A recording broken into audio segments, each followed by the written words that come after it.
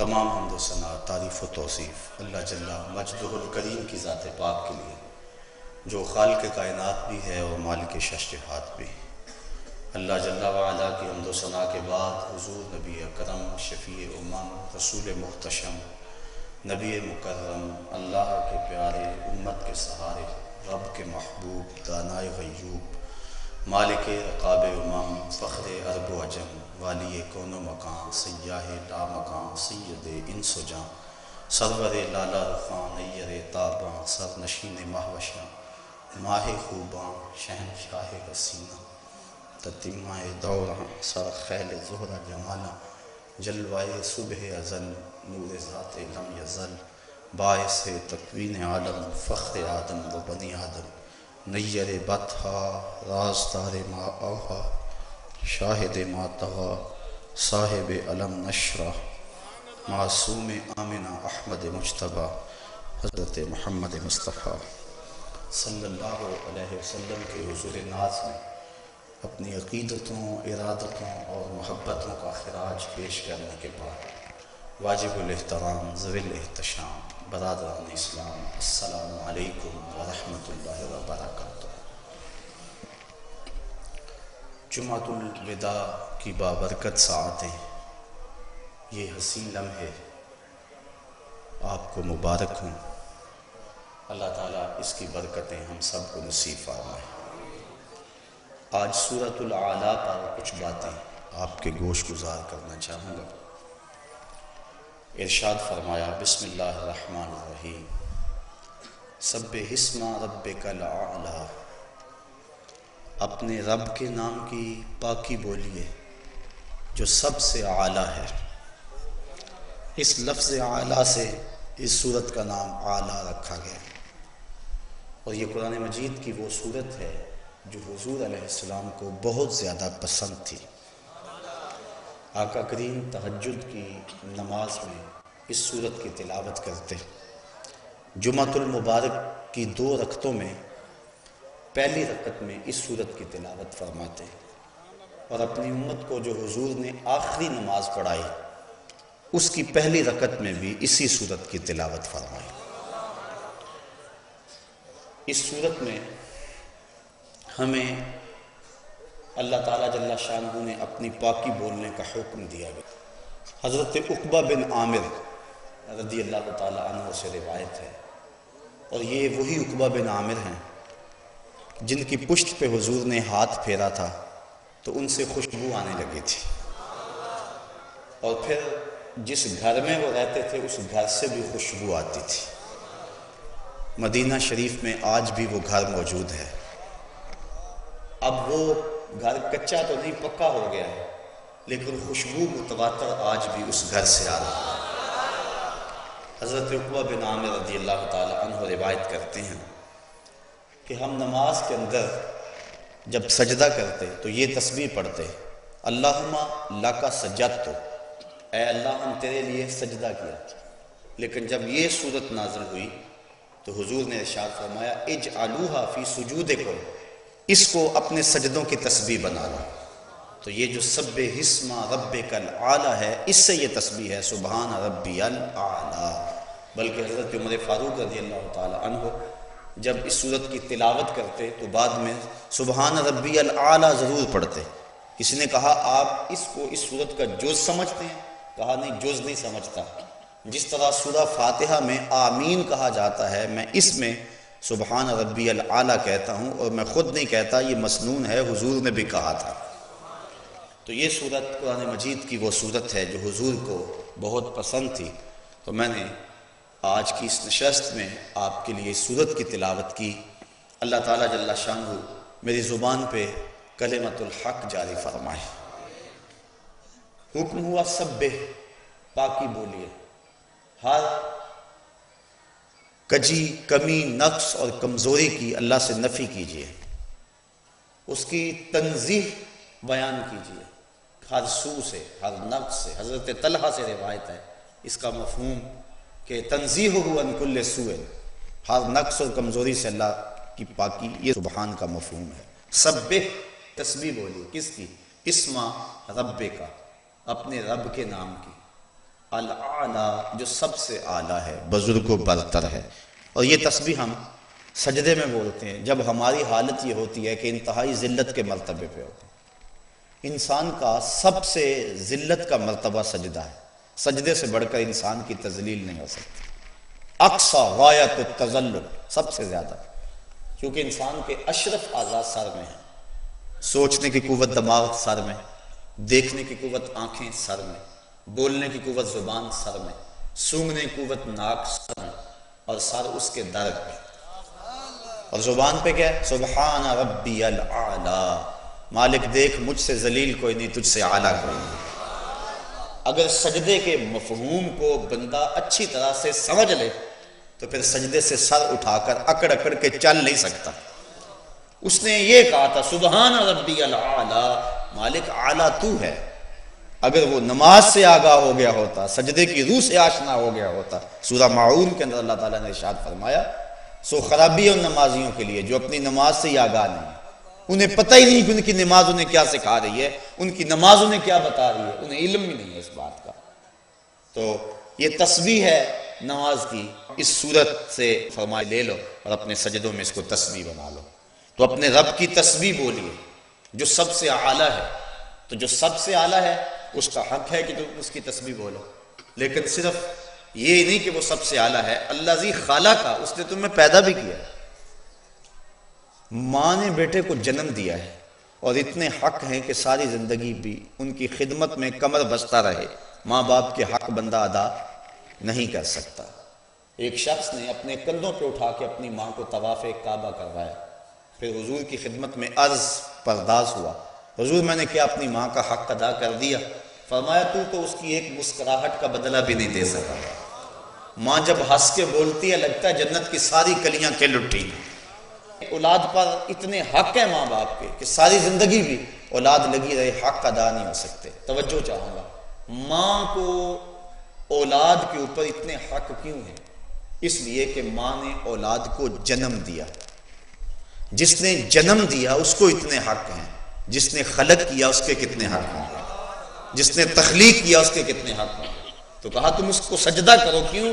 اللہ ذی خالقہ، اس نے پیدا کیا، فسوا، پیدا کرنے کے بعد تمہاری نوک پلک بھی سنواری ہے، تمہیں یوں ہی نہیں چھوڑ دیا، والذی قدر فہدی، اور وہ اللہ جس نے ہر شے کی مقدار مقرر کی ہے، تمہارے ہر عضو کی مقدار مقرر کی ہے، تمہارے جسم کو توازن دیا ہے۔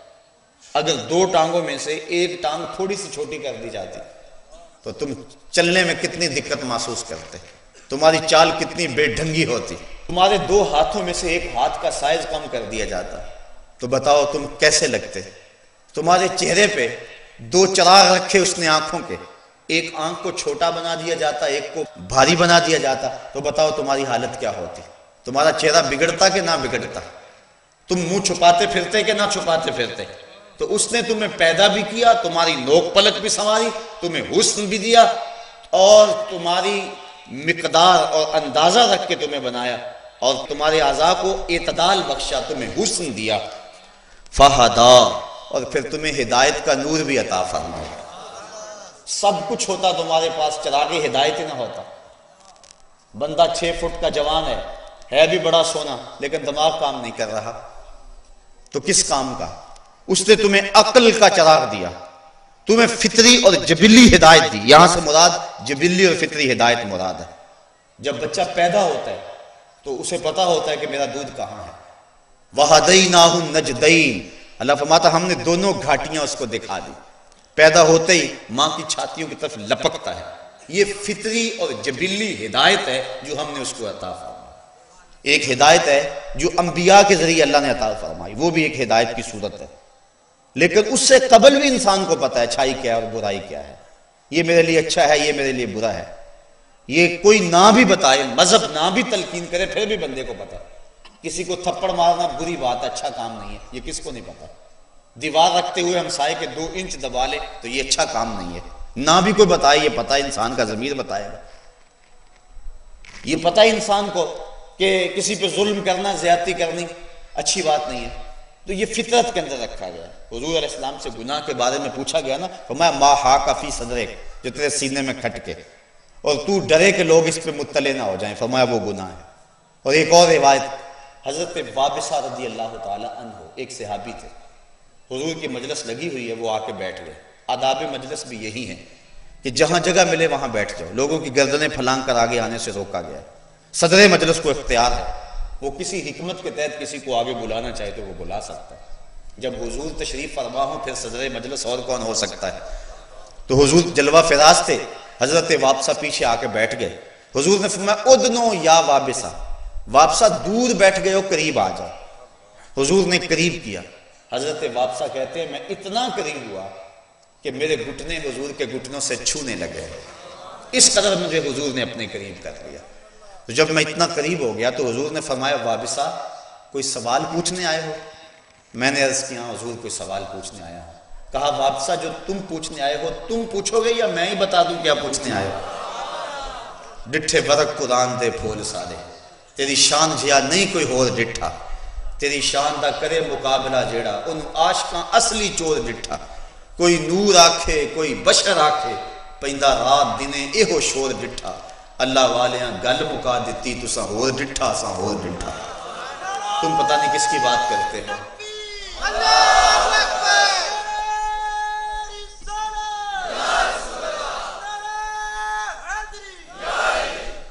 حیرت ہوتی ہے، لوگوں نے مسجدوں میں ترازو گاڑے ہوئے، ایک کہتا ہے سیر ہے، دوسرا کہتا ہے سوا سیر ہے، تیسرا کہتا ہے ایک چٹانک اور کر لو۔ شرم نہیں آتی کس کو تول رہے ہو؟ اس کا وزن کر سکتے ہو بھلا تم؟ تمہاری عقل کوتا اندازہ کر سکتی ہے نبی کے علم کا؟ سنار کے چھوٹے سے ترازو میں رتی اور ماشے کا حساب تو ہو سکتا ہے، منو ٹنوں کا حساب تو نہیں ہوتا۔ تمہاری عقل کا ترازو مجھے تول سکتا ہے، میں تمہیں تول سکتا ہوں، بھلا امام الانبیاء کو بھی تولا جا سکتا ہے؟ یہ کتنی بدبختی ہے کہ لوگ نبیوں کو تول رہے ہیں اور اپنی عقل کے ترازو پہ ناپنے کو تولنے کی کوشش کر رہے ہیں۔ کہا وابصہ جو پوچھنے آئے ہو تم پوچھو گے یا میں ہی بتا دوں کیا پوچھنے آئے ہو؟ عرض کی حضور اگر آپ بتا دیں پھر تو کمال ہو جائے۔ فرمایا سنو، تم خیر اور شر کے بارے میں پوچھنے آئے ہو، اچھائی کیا ہے اور برائی کیا ہے، یہی تمہارا سوال ہے نا؟ عرض کی حضور ہاں یہی میرا سوال ہے۔ کہا اس کا سوال مجھ سے لینا ہے یا اپنے آپ سے لینا ہے؟ عرض کی حضور اگر جواب آتا ہوتا تو سوال ہی کیوں بنتا؟ اب سنیے لفظ حدیث کے، فَضَرَبَ عَلَى صَدْرِهِ فَقَالَ اِسْتَفْتِ مِنْ قَلْبِكَ۔ حضور نے حضرت وابصہ کے سینے پہ ہاتھ مارا، فرمایا وابصہ اس دل سے پوچھ لے، یہی مفتی بیٹھا ہوا ہے اندر، یہ تجھے بتا دے گا کہ خیر کیا ہے اور شر کیا ہے۔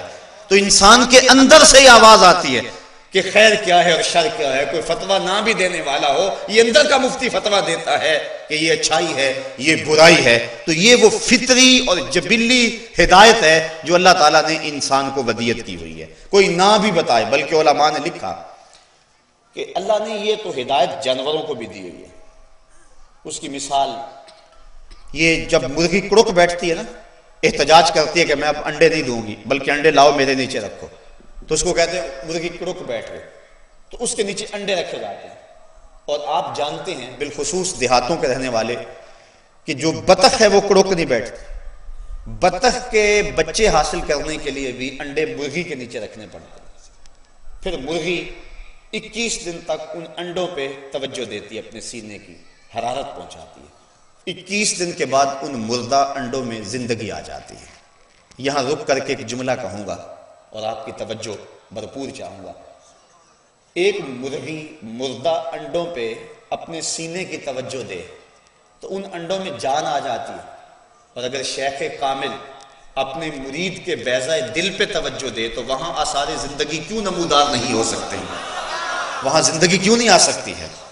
تو 21 دن کے بعد انڈے جب ٹوٹے پھٹے تو نتیجہ فطرت کے مطابق بطخ کے انڈوں سے بطخ کے بچے اور مرغی کے انڈوں سے مرغی کے بچے۔ اب بطخ کے بچوں نے اپنی ماں نہیں دیکھی، جو سیکھنا ہے سمجھنا ہے تربیت لینی ہے وہ مرغی سے لینی ہے۔ اب پہلے تو گھر والوں نے مرغی کو بچوں سمیت باہر نہیں جانے دیا، چھوٹے ہیں بچے، کوا مضبوط نہیں ہے، کوئی کوا اچک لے گا، کوئی چیل اٹھا کے لے جائے گی۔ لیکن جب پر پرزے نکلے، گھر والے سمجھے کہ اپنی قوت مدافعت ان کے اندر پیدا ہو گئی ہے، انہوں نے اجازت دے دی، مرغی اور بچوں سمیت گھر سے باہر نکال دیا۔ گلی کراس کی، آگے کھلا میدان آیا، آگے جوہر تھا چھپڑ پانی کا۔ جب اس کے کنارے پہنچے تو مرغی کے بچے آگے بڑھنے کی ہمت نہیں کر رہے، لیکن بطخ کے بچوں نے نہ آؤ دیکھا نہ تاؤ دیکھا، چھلانگ لگائی اور پانی میں تیرنے لگے۔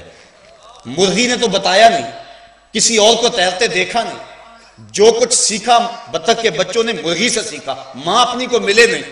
بطخ کے بچوں کو کس نے بتایا کہ تم پانی میں ڈوبو گے نہیں، تیرو گے، یہ تمہارا بازیچہ ہے، تمہارے کھیلنے کی جگہ ہے؟ کس نے بتایا بطخ کے بچوں کو؟ اللہ فرماتا ہے والذی قدر فہدی، وہ رب ہے یہ چراغ ان کے سینے میں جس نے جلایا ہے روشن کر دیا۔ تو یہ فطری ہدایت ہے جو جانوروں کے سینے کے اندر بھی رکھی ہے۔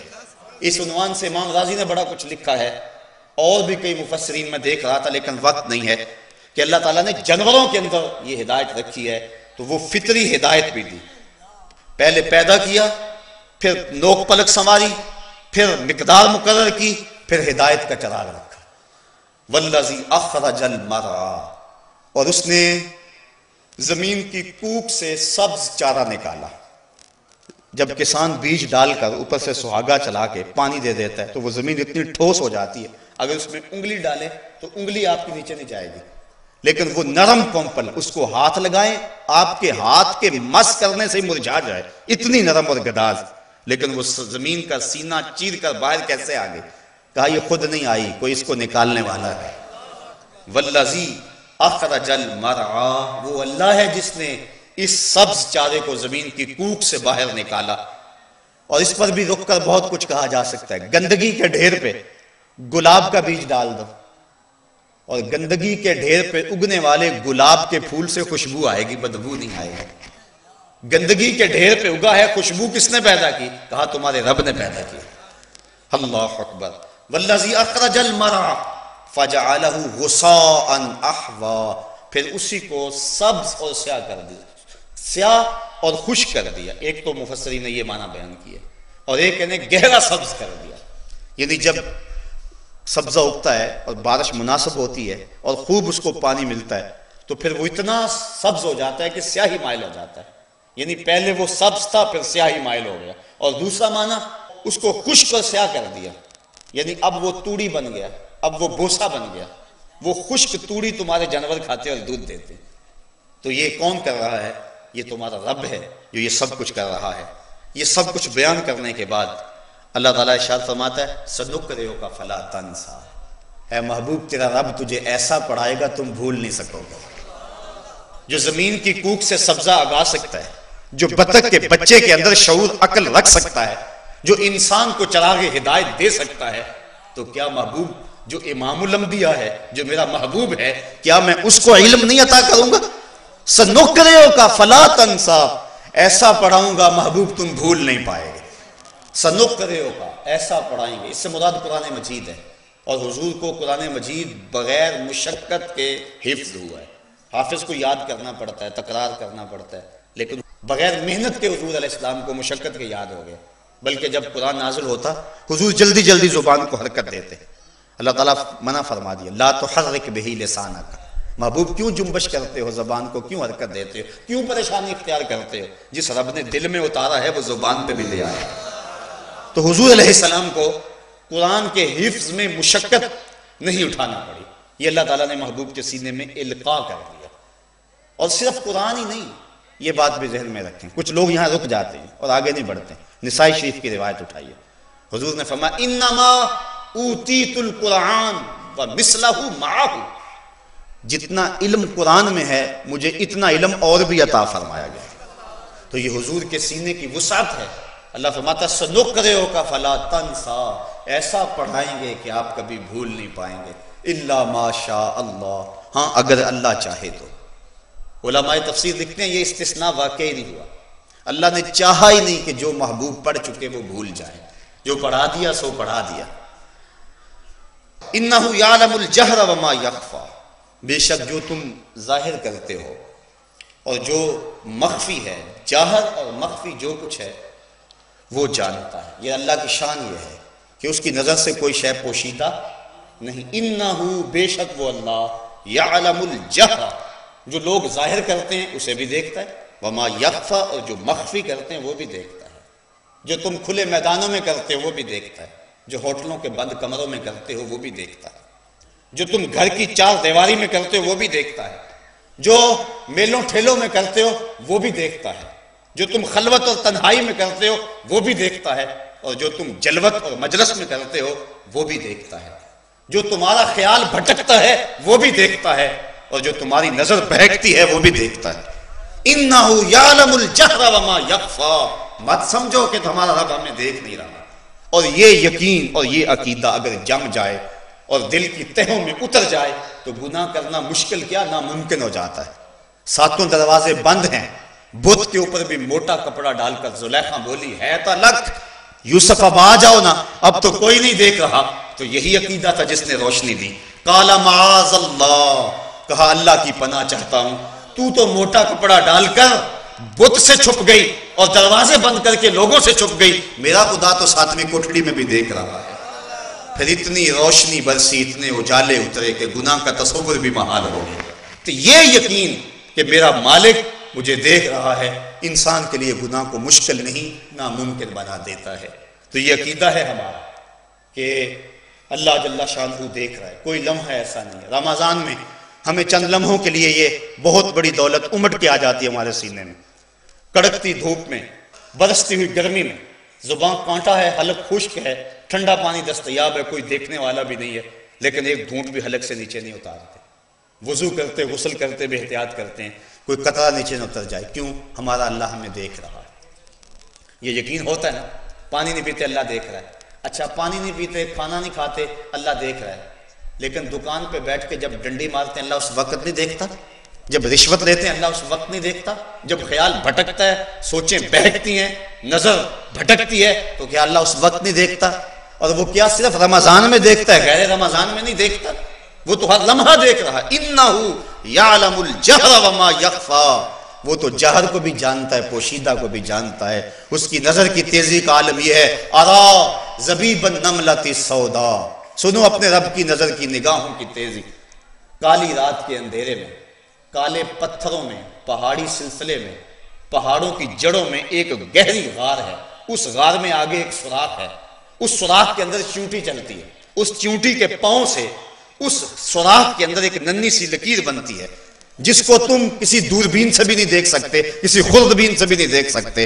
تمہارا رب اس لکیر کو یوں دیکھتا ہے جس طرح دیواریں چین کو دیکھتے ہیں، اس کی نظر سے وہ بھی پوشیدہ نہیں ہے۔ تو تمہارے ذہن کی سکرین پر آنے والے خیال بھلا رب اس سے کیسے غافل رہ سکتا ہے؟ اِنَّهُ يَعْلَمُ الْجَهْرَ وَمَا يَخْفَى، جو ظاہر کرتے ہیں اللہ اسے بھی دیکھتا ہے، جو مخفی لوگ رکھتے ہیں اللہ اسے بھی دیکھتا ہے۔ اب اللہ اپنے محبوب سے فرما رہا ہے وَنُيَسِّرُكَ لِلْيُسْرَى، اے محبوب دین کا کام ہم آپ کے لیے آسان کر دیں گے، یہ آسان ہو جائے گا۔ لوگ کہتے ہیں بڑا مشکل ہے یار دین پہ چلنا، ٹھیک ہے واقعی بڑا مشکل ہے، لیکن جس کے لیے اللہ آسان کر دے، مانا کہ محبت کے سفر میں ہر گام پہ 100 مشکل ہے، لیکن یہ سفر آسان بھی ہے اگر ساتھ تمہارا ہو جائے، تو جس کے لیے وہ آسان کر دے۔ وَنُيَسِّرُكَ، ہم اس معاملے کو آسان کر دیں گے، لِلْيُسْرَى، اس شخص کے لیے جو سہولت چاہتا ہے۔ فَذَكِّرْ إِن نَفَعَتِ الذِّكْرَى، آپ نصیحت کرتے جائیے، نصیحت تاکہ فائدہ دے۔ بعض نے ان شرطیہ مانا ہے اور بعد میں جو ہے ایک جملے کو حذف مانا ہے، ان نفعت الذکر، اگر نصیحت نفع دے یا نہ دے، دونوں صورتوں میں آپ نصیحت کرتے جائیں، یہ نصیحت کے عمل کو نہ چھوڑیں۔ اور بعض علماء کہتے ہیں نصیحت ہر صورت میں نفع دیتی ہے، اس کو کوئی قبول کرے یا نہ کرے نصیحت فائدہ بخش ہوتی ہے۔ اگر کوئی قبول کرے تو فریقین کا بھلا ہو جائے گا، نصیحت کرنے والے کو بھی فائدہ ہوگا، جس کو نصیحت کی گئی ہے اس کو بھی فائدہ ہو گیا۔ لیکن اگر کوئی نصیحت قبول نہیں کرتا تو جس نے نہیں قبول کی اس کو تو فائدہ نہیں ہوا، جس نے کی اس کو تو فائدہ ہوا نا۔ اس لیے نصیحت فائدہ ضرور چھوڑتی ہے۔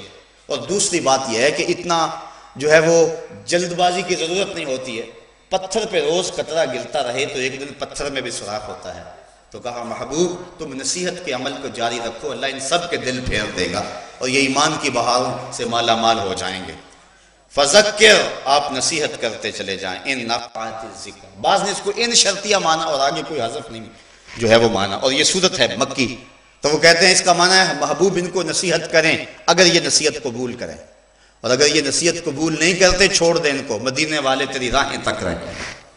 اگر یہ مکے والے قبول کرتے ہیں نصیحت تو کریں ان کو، نہیں کرتے پتھر مارتے ہیں، گڑے کھودتے ہیں، کانٹے بچھاتے ہیں، اوجریاں ڈالتے ہیں، آوازیں کستے ہیں، گلے میں کپڑا ڈال کے تاؤ دیتے ہیں۔ محبوب اگر یہ نہیں قبول کرتے چھوڑ دیں ان کو۔ مدینے والے تیری راہوں میں طالع البدر علینا کے گجرے لیے کھڑے ہیں اور تیری راہوں میں منتظر ہیں، آپ ان کو چھوڑیں اور مدینے والوں کو نصیحت کریں۔ محبوب جو ہی تیرے لبوں سے لفظ نکلیں گے ان کے دلوں میں اترتے چلے جائیں گے۔ فذکر نفعت الذکریٰ سیذکر من یخشی، جس کے سینے میں خشیت کا نور ہے ان قریب وہ تیری نصیحت کو قبول کر لے گا۔ جس کے سینے میں خشیت ہے، ڈر ہے اللہ کا، جب نصیحت ہو اور نصیحت اچھے انداز سے کی جائے تو اللہ سے ڈرنے والا شخص جو ہے وہ کبھی ایسا نہیں ہو سکتا کہ نصیحت کو قبول نہ کرے۔ وہ نصیحت کو قبول کرتا ہے، اس کے دل میں اترتا ہے، ایمان کی چونکہ اس کے سینے کے اندر چاشنی موجود ہے، ایمان کی دولت اس کے سینے میں موجود ہے، اور جب نصیحت ہوتی ہے تو ضرور اس کو اس کا احساس ہوتا ہے اور وہ قبول کرتا ہے۔ وَيَتَجَنَّبُهَا الْأَشْقَى، لیکن نصیحت سے دور کون رہتا ہے؟ نصیحت کو قبول کون نہیں کرتا؟ اشقا، جو ازلی بدبخت ہے، جو شقی ہے، اس کے سامنے جتنی مرضی نصیحت کرو وہ قبول نہیں کرے گا، سارا قرآن بھی پڑھ دو وہ قبول نہیں کرے گا۔ محبوب تو ساری زندگی ان کے سامنے اپنے لیل و نہار گزار دے وہ قبول نہیں کریں گے، چاند کو 2 ٹکڑے بھی کر دے وہ قبول نہیں کریں گے، سورج کو عصر کے وقت بھی پلٹا کے لیا وہ قبول نہیں کریں گے، اس کے اپنے ہاتھ میں کنکر کلمہ پڑے پھر بھی قبول نہیں کریں گے۔ تو وہ شقی ہے، بدبخت ہے کہ جو اتنا کچھ دیکھنے کے باوجود بھی قبول نہیں کرے گا۔ اچھا وہ قبول نہیں کرے گا تو چھوٹ جائے گا؟ کہا نہیں، الذی یصلی النار الکبریٰ، یہ وہ بدبخت ہے جس کو ہم بڑی آگ میں ڈالیں گے، چھوٹی آگ میں نہیں، بڑی آگ میں۔ حضور علیہ السلام نے جبریل سے پوچھا کہ مجھے جہنم کے عذابوں میں جو سب سے ہلکا عذاب ہے اس کی کیفیت سناؤ۔ تو جبریل نے عرض کی حضور احون، جو سب سے ہلکا عذاب ہے اس کی کیفیت یہ ہے کہ جہنمی کے پاؤں میں آگ کے جوتے رکھے جائیں گے، باقی سارا بدن آگ سے سلامت ہوگا، صرف پاؤں میں جوتے رکھے جائیں گے۔ تو پھر اس کی گرمی اتنی ہوگی، یغلی منہما دماغہ، دماغ کھولنے لگے گا اور پگھل کے ناک اور کانوں کے راستے سے باہر آ جائے گا۔ یہ سب سے ہلکے عذاب کی کیفیت ہے۔ جو سخت عذاب ہیں ان کی کیفیت کیا ہوگی؟ حضور نے فرمایا کہ میں نے میکائیل کو کبھی ہنستے ہوئے نہیں دیکھا۔ جبریل کیا ماجرا ہے؟ تو جبریل امین نے عرض کی حضور جب سے جہنم بنا ہے اس وقت سے میکائیل کبھی بھی نہیں مسکرائے ہیں۔ تو وہ کتنا سخت ہے، الذی یصلی النار الکبریٰ، اس کو بڑی آگ کے اندر ڈالا جائے گا۔ کون؟ جو نصیحت کو قبول نہیں کرتا، قرآن کو پس پشت ڈال دیتا ہے۔ ثم لا یموت فیہا ولا یحییٰ، پھر وہ اس آگ میں نہ مرے گا نہ جیے گا۔ مرے گا تو اس لیے نہیں کہ موت نہیں ہوگی، قیامت کے دن حضرت یحییٰ علیہ السلام کے ہاتھوں میں چھری دے کر موت کو مینڈے کی شکل میں پیش کیا جائے گا اور حضرت یحییٰ اس کو ذبح کر دیں گے، پھر موت کو موت آ جائے گی۔ جنت میں جانے کے بعد جنتیوں کو ایک ہی ڈر ہوگا، کہیں موت نہ آ جائے، اور جہنمیوں کو ایک ہی امید ہوگی، کبھی موت آ جائے تو جان چھوٹ جائے گی۔ لیکن جب موت کو ذبح کر دیا جائے گا تو اب وہ سخت مایوس ہو جائیں گے، اب تو موت بھی مر گئی، اب تو موت بھی نہیں آئے گی۔ انسان کے لیے جب تکلیفیں بہت زیادہ ہو جائیں تو بے ہوشی طاری ہو جاتی ہے، یہ بے ہوشی بھی اللہ کا انعام ہے۔ بہت زیادہ تکلیف ہوگی، صحیح نہیں جاتی، بندہ بے ہوش ہو گیا، چلو تکلیف کا احساس ختم ہو گیا، تکلیف اور زیادہ بڑی، دکھ اور زیادہ بڑھ گئے، بندہ مر گیا تو جان چھوٹ گئی۔ لیکن نہ قیامت کے دن بے ہوشی ہوگی اور نہ ہی موت ہوگی، اور آگ ہے کہ وہ لوک کی طرح، تارکول کی طرح چپک جائے گی جسموں سے، اور اس آگ سے وہ 70 گنا تیز ہے، اور انسان جو جہنمی ہے وہ پکارے گا 70 سال تک تو دروغہ جہنم اس کی آواز ہی نہیں سنے گا۔ 70 سال کے بعد کڑک کے گرج کے گئے، کیا بات ہے؟ وہ کہے گا مجھے پانی دو، مجھے پیاس لگی ہوئی ہے۔ اس کو پھر پانی دیا جائے گا، منرل واٹر کی بوتل دی جائے گی، اس کو پیپسی شیزان دیا جائے گا؟ نہیں، پڑھو قرآن پڑھو۔ اس کو کیا پانی دیا جائے گا؟ اس کو مائے حمیم دیا جائے گا، اس کو غسلین پلایا جائے گا، اس کو غساق دیا جائے گا۔ یہ مائے حمیم کیا ہے؟ یہ غساق کیا ہے؟ یہ غسلین کیا ہے؟ اتنا گرم ہوگا کہ جب پیالے میں ڈال کر اس کو دیا جائے گا تو اس سے جو بھاپ اٹھ رہی ہوگی، جب پینے کے لیے چہرہ آگے کرے گا تو چہرے کی ساری کھال ادڑ کے اس کے اندر گر پڑے گی۔ لیکن اب اس نے مانگا تھا، پینا پڑے گا، فرشتہ کہے گا پی اب اس کو، تو جب وہ پیے گا تو انتڑیاں کٹ کٹ کے گر جائیں گی، اور وہ پانی اتنا بدبودار ہوگا۔ ابن رجب حنبلی لکھتے ہیں اگر اس کا ایک قطرہ دنیا پہ ڈال دیا جائے، تو دنیا میں انسان کیا جانوروں کے دماغ بھی پھٹ جائیں، اتنا بدبودار ہوگا، وہ اس کو پلایا جائے گا، 70 سال تک وہ پانی مانگتا رہے گا، اور 70 سال کے بعد اس کو یہ دیا جائے گا اور اس عذاب میں اس کو مبتلا کیا جائے گا۔ تو پھر وہ اس کی زندگی ہوگی؟ موت تو ہوگی نہیں، تو زندہ پھر ہوگا نا۔ ثم لا يموت فیہا، وہ مرے گا نہیں اس میں۔ یہ میں کوئی قصہ کہانی نہیں سنا رہا، یہ قرآن آپ کے سامنے رکھ رہا ہوں۔ ثم لا يموت فیہا، قرآن کہتا ہے وہ اس میں مرے گا نہیں۔ اچھا مرے گا نہیں تو پھر جیے گا نا؟ کہا گا ولا یحیا، جیے گا بھی نہیں، جیتے بھی نہیں پر مرتے بھی کہاں ہیں۔ مر کے جیے جانے کی جینے کو سزا دیتے ہیں کہ نہ تو موت ہے اور نہ ہی زندگی ہے، جیا جاتا نہیں، آگے بھی آگ پیچھے بھی آگ، دائیں بھی آگ بائیں بھی آگ، اوپر بھی آگ نیچے بھی آگ، اور آگ بھی اتنی گرم کہ جلسا دے، اور جسم کی کھال 70 گز موٹی کر دی جائے گی تاکہ عذاب کی تکلیف زیادہ سے زیادہ اس کو سہنی پڑے، اور ایک ایک دانت احد پہاڑ جتنا بنا دیا جائے گا، یہ شکل چھین لی جائے گی۔ یہ محمدی صورت ہے، جہنم میں جانے والا اس شکل میں نہیں جائے گا، وہ بڑی خوفناک شکل ہوگی، جو لوگ اس شکل سے جہنم میں جائیں گے، پھر دائیں بائیں آگ جلس رہی ہوگی، اور ایسی ایسی وادیاں ہیں جن وادیوں سے جہنم بھی پناہ مانگتی ہے، اس میں پھر کچھ جینا ہوگا۔ ولا یحیا، کہا جیے گا بھی نہیں، مرے گا اس لیے نہیں کہ موت نہیں ہوگی، اور جیے گا اس لیے نہیں کہ وہ کوئی جینا ہوگا۔ قد افلح من تزکا، یہ تو ان کی کہانی تھی جنہوں نے رب کے حکموں کو توڑا، جس نے قرآن کی نصیحت کو قبول نہ کیا، جس نے دین کی پرواہ نہ کی، حضور صدائے دل نواز دیتے رہے، حضور کے قریب نہ آئے، لیکن وہ لوگ قد افلح من تزکا، وہ کامیاب ہو گیا جس نے اپنے من کو ستھرا کر لیا، حسد، بغض، کینہ، کفر، شرک، نفاق، یہ ساری بیماریاں کھرچ دی اور اپنے اندر کو ستھرا کر لیا، پاکیزہ ہو گیا، صاف اور ستھرا اپنے من کو اس نے خوبصورت بنا لیا۔ قد افلح، وہ شخص کامیاب ہوا، وہ شخص مراد کو پہنچا۔ کون؟ من تزکا، جس نے اپنا تزکیہ نفس کیا، جس نے اپنے باطن کی صفائی کی، باطن کی ستھرائی کی۔ باہر تو بڑا سوار کے رکھا، کلف لگے کپڑے بھی پہنے، ایک داغ بھی لگ گیا تو کپڑے اتار دیے، ایک جو ہے وہ تریز بھی ٹوٹ گئی تو جو ہے وہ دوبارہ کپڑے، کہا کہ نہیں یہ میرے لیے مناسب نہیں، میں نے بڑی عالی نسب دعوت میں جانا ہے، بڑا اہتمام کیا، اپنی داڑھی بھی رگڑ کے مونڈی کہ میں ذرا اچھا لگوں۔ کیا کچھ نہ کیا اس ظاہرداری کے لیے، کبھی من کے گند بھی دیکھے کہ اندر گند کتنے ہیں، اندر کتنی غلاستیں بھری ہوئی ہیں، اندر کتنی جو ہے وہ نجاستیں بھری ہوئی ہیں، بغض اندر، حسد اندر، کینہ اندر، نفرتوں کے بیج اندر اگے ہوئے ہیں، اور وہ ایسے شجر بنے ہوئے ہیں کہ اس کے کانٹوں سے اندر زخمی ہو گیا ہوا ہے۔ تو کہا قد افلح، کامیاب ہوا، من تزکا، جس نے اپنا تزکیہ کیا، اپنے باطن کی صفائی کی۔ اچھا باطن کی صفائی کیسے پتا چلے گا؟ وَذَكَرَ اسْمَ رَبِّهِ، جس کا اندر صاف ہوگا اس کے لبوں پہ رب کا نام ہوگا۔ وَذَكَرَ اسْمَ رَبِّهِ، اپنے رب کا نام جپا، اپنے رب کا نام پڑھا، اللہ کی صدائے دل نواز لگائی۔ صوفیہ فرماتے ہیں جب کوئی بندہ ایک مرتبہ کہتا ہے اللہ تعالیٰ اس کی طرف نظر رحمت سے دیکھتا ہے اور اس کے 70 گناہ جل کے راکھ ہو جاتے ہیں۔ تو جس نے اپنے من کو ستھرا کیا، جس نے اپنے اندر کی صفائی کر لی، وَذَكَرَ اسْمَ رَبِّهِ فَصَلَّى، اور اس نے نماز پڑھی، سجدے میں سر جھکا دیا۔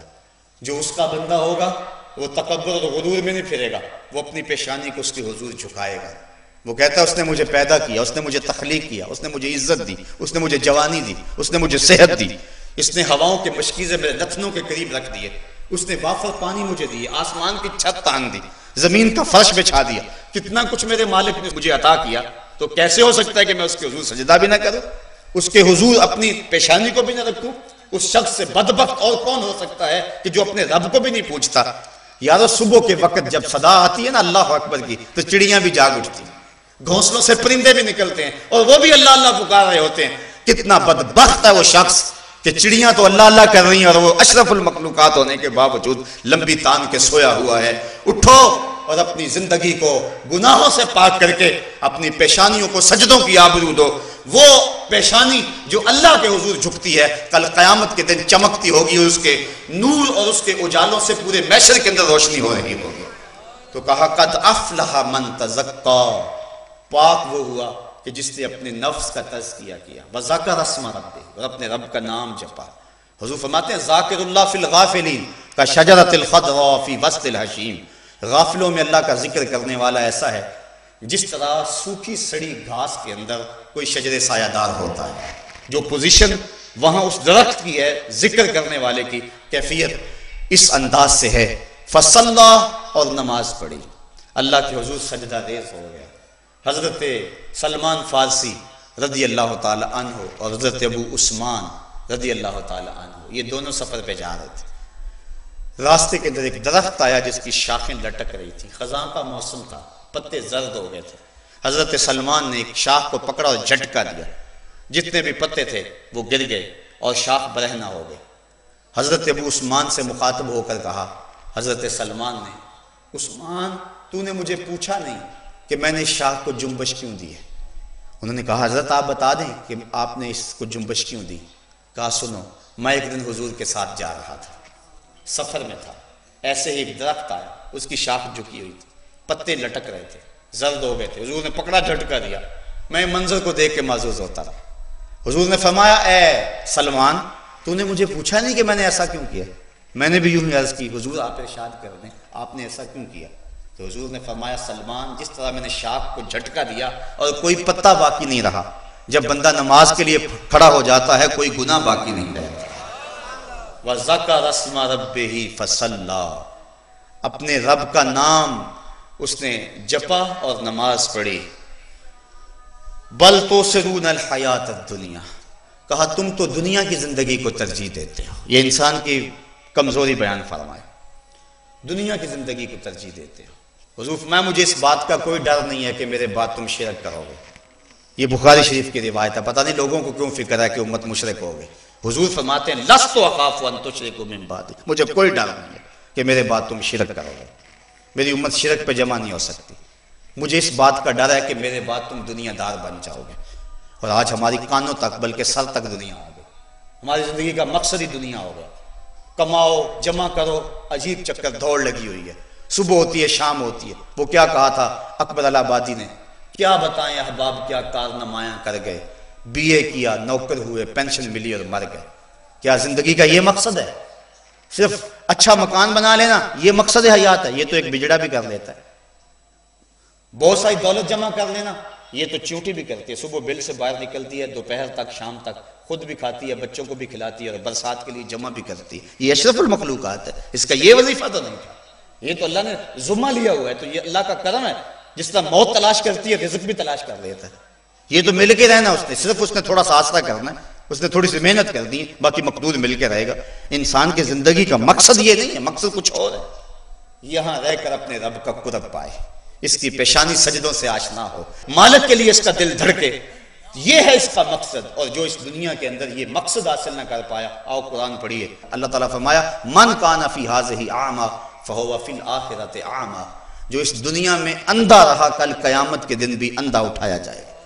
اس سے ان آنکھوں کی بے نوری مراد نہیں، دل کی بے نوری مراد ہے۔ اقبال کہتا ہے دل بینا بھی کر طلب خدا سے، کہ آنکھ کا نور دل کا نور نہیں ہے۔ بل تؤثرون الحیات الدنیا، تم تو دنیا کی زندگی کو ترجیح دیتے ہو، تمہارا تو مقصد ہی دنیا ہو گیا، ہر وقت تمہاری فکر ادھر لگی ہوئی ہے۔ بل تؤثرون الحیات الدنیا، تم تو دنیا کی زندگی کے پیچھے پڑ گئے ہو۔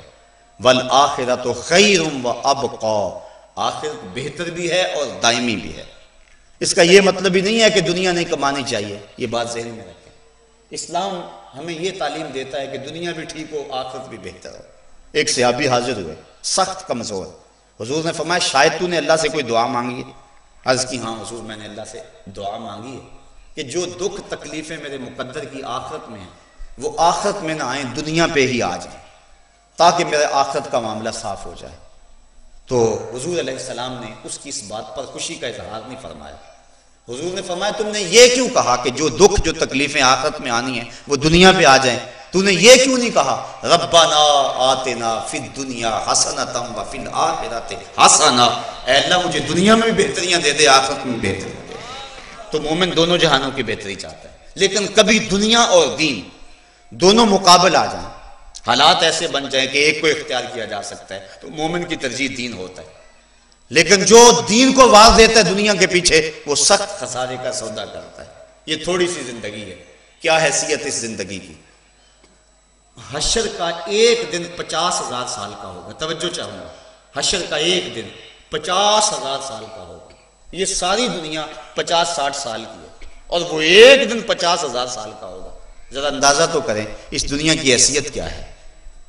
تو کہا بل توسرون الحیات الدنیا، تم دنیا کی زندگی کو ترجیح دیتے ہو. تم سمجھتے ہو یہ جہاں مٹھا اگلا کس نے ڈٹھا. لیکن کبوتر کی طرح آنکھیں بند کر لینے سے بلی کے خونی پنجوں سے بچا تو نہیں جا سکتا. کتنی دیر تک تم بچے رہو گے؟ آخر موت تو تمہیں دبوچ لے گی. موت نے تو شہنشاہوں کو نہیں چھوڑا، کتنے کتنے گھر اجاڑ دیے موت نے. تم بھی موت کے شکنجے میں آنے والے ہو.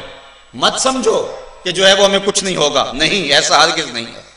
فرمایا بل توسرون الحیات الدنیا والآخرۃ خیر وابقی، آخرت بہتر بھی ہے اور دائمی بھی ہے. امام قرطبی یہاں لکھتے ہیں، آپ فرماتے ہیں آخرت میں روڑے بھی مل جائیں نا ٹھیکریاں، اور دنیا پہ سونے سے گھر بھرے ہوئے ہیں، تو آخرت پھر بھی بہتر ہے. کیوں؟ اس لیے کہ یہ سونا عارضی ہے اور وہ ٹھیکریاں دائمی ہیں. کوئی آپ کو امانت دے دے کروڑ روپے بھی، اور آپ کے اپنے 10 روپے آپ کے پاس ہوں، تو آپ کے تو 10 روپے ہی ہیں، کروڑ روپے تو کسی کا اس نے لے لینا ہے. تو یہ دنیا تو ساری یہاں رہ جانی ہے. اصل آخرت ہے، اور آخرت اللہ اکبر، اس کا دنیا سے مقابلہ بلا کیا. حضور علیہ السلام فرماتے ہیں اگر کسی کو جنت میں ایک کوڑا رکھنے کی جگہ مل جائے، ایک ڈنڈا رکھنے کی جگہ مل جائے، دنیا و ما فیہا کی دولتوں سے وہ جگہ زیادہ قیمتی ہے. یہ جنت کی پراپرٹی ویلیو اللہ کے رسول بیان فرما رہے ہیں. آپ دور دراز کسی جگہ پہ مربع بھی بیچیں کسی دیہات میں، یہاں آج شہر کے وسط میں آ کر لیں تو ایک کنال آئے گا. فرق ہے جگہ جگہ کا. اسی طرح آپ اور آگے چلے جائیں، اسلام آباد بلیو ایریا میں چلے جائیں، وہاں اور زیادہ قیمت ہے. تو کہا کہ جنت کی پراپرٹی ویلیو حضور بیان فرما رہے ہیں. فرماتے ہیں جس کو جنت میں ایک کوڑے کی رسی رکھنے کی جگہ مل گئی، دنیا و ما فیہا سے وہ جگہ زیادہ قیمتی ہے. یعنی حضرت آدم علیہ السلام سے لے کر آج تک، اور آج سے لے کر قیامت تک لوگوں کے پاس جتنا سرمایہ ہے، تھا، آئے گا، جتنا حکومتوں کے پاس ہے، جتنا سمندروں کی تہوں میں موتی، جتنی پہاڑوں کے دامن میں سونے، جتنے زمین کی کوہ کے اندر ذخائر، یہ سب کچھ جمع کر لیا جائے اور ایک پلڑے میں رکھا جائے، اور جنت میں ایک عصا رکھنے کی جگہ، وہ جگہ پھر بھی قیمتی ہے. اور جنت میں سب سے کم جگہ کس کے پاس ہوگی؟ جو سب سے آخر میں جائے گا، اس کے پاس تھوڑی سی جگہ ہوگی. کتنی؟ 5 مرلے کا پلاٹ، 10 مرلے کا پلاٹ. اور ترمذی شریف اٹھائیں، سب سے تھوڑی جگہ جنت میں اس کے پاس ہوگی جو سب سے آخر میں جائے گا، اور اس کے پاس اس دنیا سے 10 گنا جگہ ہوگی. 7 بر اعظموں پہ پھیلی ہوئی یہ کائنات، اور جو سب سے آخر میں جائے گا اس دنیا سے 10 گنا اس شخص کے پاس ہوگی. تو جو سب سے پہلے جائے گا اس کی جاگیروں کا عالم کیا ہوگا. تو اس تھوڑی سی دنیا کی جائیداد کے لیے اور تھوڑے سے وقت اور مختصر سی زندگی کے لیے اس ابدی اور سرمدی زندگی کو برباد کر لینا، اس سے بڑی نادانی اور کیا ہو سکتی ہے. تو صاحبو، اصل زندگی آخرت کی زندگی ہے. حضور نے خندق کھودتے صحابہ کو جب دیکھا تو یہی دعا کی، اے اللہ زندگی تو آخرت کی زندگی ہے، میرے ان انصار کو بھی بخش دے، میرے مہاجروں کو بھی بخش دے. تو کہا والآخرۃ خیر وابقی، آخرت بہتر بھی ہے اور دائمی بھی ہے. ان ھذا لفی الصحف الاولی، کہا یہ جو ساری باتیں ہیں ہم نے پچھلے صحیفوں میں بھی بیان کر دی ہیں. صحف ابراہیم و موسیٰ، حضرت ابراہیم کے سینے پہ اور حضرت موسیٰ علیہ السلام کے سینے پہ نازل ہونے والے صحیفوں پر ہم نے یہ لکھ دیا ہوا ہے. علماء فرماتے ہیں، کتب حدیث میں آتا ہے، قد افلح من تزکا سے لے کر والآخرۃ خیر وابقی، یہ جو آیات ہیں، یہ 4-5 آیات بنتی ہیں. یہ حضرت ابراہیم اور حضرت موسیٰ علیہ السلام پر جو صحیفے نازل ہوئے تھے، یہ آیات ان صحیفوں میں بھی ہیں اور قرآن میں بھی ہیں. یہ ہم نے جنت کا پراپرٹی ریٹ اور ویلیو جو ہے، ہم نے صرف تمہیں نہیں بتایا، تم سے پہلی امتوں کو بھی بتایا ہوا ہے کہ وہ بڑی بہتر جگہ ہے، اس میں کوئی پلاٹ لے لو، اس میں کوئی جگہ خرید لو، وہی اصل جگہ ہے. یہ دنیا کی ساری جگہ تو ختم ہو جانی ہے، تمہارے مرنے کے فوراً بعد ترکہ بن جانا ہے. پھر تو قمیض بھی پھاڑ کے اتارتے ہیں. میاں صاحب فرماتے ہیں، جنہ لئی تو پاپ کمائے اج کتھے نہیں تیرے کر دے، جاندی واری ڈرونا بنیو تے ہاتھ نہیں لاندے ڈر دے. جاندی واری ڈرونا بنیو تے ہاتھ نہیں لاندے ڈر دے، جنہ لئی تو پاپ کمائے اج کتھے نہیں تیرے کر دے. کہاں گئے وہ سارے؟ تو اصل وہ ہے جو تم آگے بھیج چکے ہو، وہی تمہارا سرمایہ ہے، وہی تمہارا اثاثہ ہے۔ تو کہا ان ھذا لفی الصحف الاولی، یہ پہلے صحیفوں میں بھی ہم نے لکھ دیا ہوا ہے، صحف ابراہیم و موسیٰ، حضرت ابراہیم کے اور حضرت موسیٰ علیہ السلام کے اوپر نازل ہونے والے صحیفوں کے اندر لکھ دیا گیا ہے۔ اللہ عمل کی توفیق عطا فرمائے۔ اور آج کی اس نشست کے اندر میں یہ بھی گزارش کروں گا کہ جہاں آپ بہت ساری دعائیں کرتے ہیں، کل انشاءاللہ شب قدر کی پرنور ساعتیں آنے والی ہیں، ہمارے بھی انشاءاللہ مرکز میں عشاء تا سحر پروگرام ہر سال ہوتا ہے، آپ تشریف بھی لائیں۔ تو باقی بھی جگہوں پہ جہاں جہاں بھی آپ کو موقع میسر آئے آپ شمولیت کریں، تو جہاں بہت ساری آپ دعائیں کریں تو اپنے ملک اور وطن کے لیے دعا کرنا نہ بھولیں۔ اس وقت ملک جس نازک صورتحال میں ہے، کوئی بھی درد دل رکھنے والا شخص جو ہے وہ ایسا نہیں ہے جو سخت پریشان نہ ہو۔ اس وقت ملک کی سالمیت اور ملک کا استحکام اور ملک کی آبرو کو سخت خطرات لاحق ہیں۔ اور وہ مجھے روایت یاد آ رہی ہے کہ حضور علیہ السلام نے فرمایا کہ قرب قیامت میں میری امت پہ لوگ اس طرح ٹوٹ پڑیں گے، یہود و نصارہ، جس طرح بھوکے بھیڑیے جو ہیں وہ بکری کے اوپر ٹوٹ پڑتے ہیں۔ اس وقت کابل، کندھار، قلعہ جنگی، دشت لیلہ، تورا بورا، تکریت، موصل، بغداد، القدس، کشمیر، فلسطین، صومالیہ، آذربائیجان، چچینیا، کہاں کہاں ہم ظلم و جبر کی چکی میں نہیں پس رہے، اور اب پاکستان کی طرف وہ بری نظریں اور نگاہیں جمی ہوئی ہیں، اور پاکستان کو ہر صورت اس قوت سے محروم کر دینا چاہتی ہیں جو قوت پاکستان کی بہت بڑی دولت ہے۔ پاکستان کا ایٹمی قوت ہونا ان کی نظروں میں سخت کھٹک رہا ہے، اور ہمارے لیے یہ سخت پریشانی کا باعث ہے۔ ہم اپنی حکومتوں کو بھی کیا کہیں، بڑے سخت کمزور یہ لوگ ہیں۔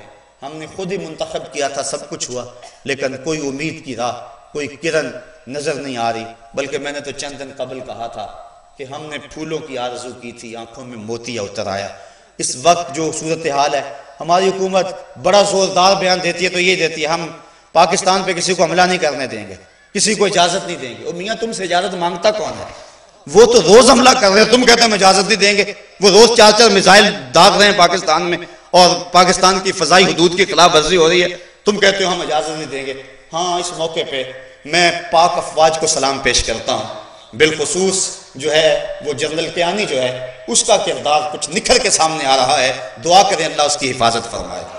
اور ملک کے اندر اور بھی کچھ لوگ ہیں جو وطن کے خیر خواہ ہیں، مختلف جگہوں پہ، مختلف اداروں میں اور مختلف حساس اداروں کے اندر بیٹھے ہوئے ہیں، ان کی جان کو شدید خطرات لاحق ہیں، اور دشمن چاہتا ہے کہ ان کو ہم مٹا دیں۔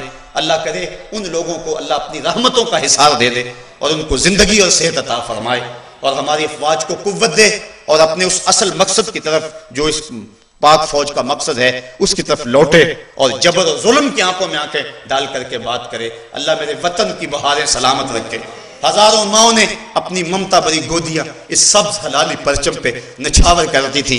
وہ منظر تاریخ کب بھول سکتی ہے جب ماں کی گود سے بچہ چھینا جاتا ہے اور اس کے پیٹ کے اندر خنجر کھونپا جاتا ہے، پھر کرپان پہ چڑھا کے، نوک پہ چڑھا کے اس کو بلند کیا جاتا ہے۔ ماں آنسو نہیں بہاتی بلکہ کہتی ہے پاکستان کا مطلب کیا، لا الہ الا اللہ۔ آج وہ ماں تڑپ رہی ہوگی، آج وہ ماں بھی رو رہی ہوگی۔ آج پاکستان کو جس مقصد کے لیے حاصل کیا تھا، نصف صدی سے زائد عرصہ بیت گیا، پاکستان میں وہ مقصد حاصل نہ ہو پایا۔ وہ کیا کسی نے کہا تھا کہ بن گئے تن کے نشیمن کے قفس کی تیلیاں، بن گیا کیا چلے تھے ہم کیا بنانے کے لیے، کیا اسی لیے تقدیر نے چنوائے تھے تن کے، بن جائے نشیمن تو کوئی آگ لگا دے۔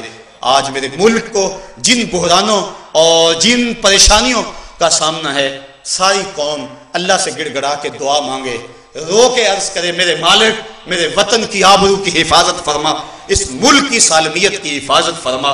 اس دنیا کے اوپر پاکستان اللہ کی نعمت ہے، اور یہ بات ذہن میں رکھیں کہ پاکستان کے دم سے عالم اسلام کا وقار قائم ہے۔ اگر پاکستان کو نقصان پہنچتا ہے تو مسلم دنیا یتیم ہو جاتی ہے۔ ہمیں وہ وقت بھی یاد ہے جب سلطنت عثمانیہ ٹوٹی تھی اور بغداد لٹا تھا، اس وقت پوری امت یتیم ہو گئی تھی۔